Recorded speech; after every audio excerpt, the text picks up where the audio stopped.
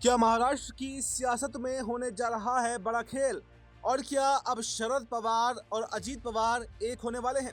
जी हाँ, नमस्कार। Next 9 news पर आपका बहुत बहुत स्वागत है।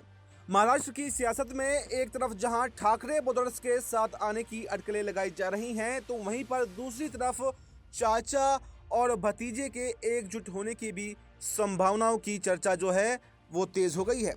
इस पर एनसीपी शरद पवार के प्रवक्ता विकास लवांडे ने कहा कि दोनों राष्ट्रवादी कांग्रेस पार्टियों के एक साथ आने की खबरें काफी लंबे समय से चल रही हैं, लेकिन हकीकत में ऐसा होने की संभावना फिलहाल तो दिखाई नहीं दे रही।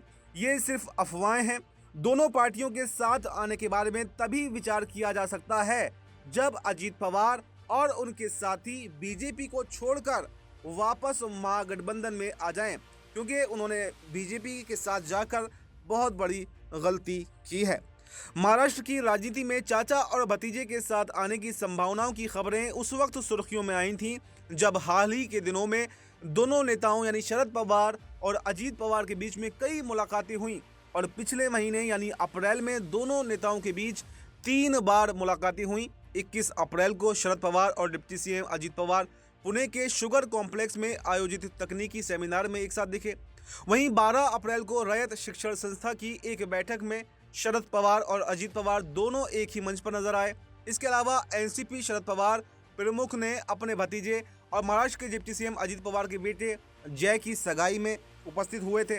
आपको ये भी बता दें कि महाविकास अघाड़ी गठबंधन के बनने के पहले अजीत पवार ने देवेंद्र फडणवीस के साथ हाथ मिलाकर प्रदेश में सरकार बनाने की कोशिश की थी, लेकिन वो इसमें सफल नहीं हो पाए थे। उसके बाद शरद पवार, उद्धव ठाकरे और कांग्रेस के गठबंधन होने पर अजीत पवार डिप्टी सीएम बने थे। एकनाथ शिंदे के उद्धव ठाकरे से बगावत करने के 1 साल बाद वापस अजीत पवार ने शरद पवार से अपनी राह अलग कर ली और फिर एक बार सत्ता में शामिल हो गए। और हाल ही में हुए महाराष्ट्र के विधानसभा चुनाव में मायावती की सरकार बनने के बाद में अजीत पवार फिर से डिप्टी सीएम बने हैं।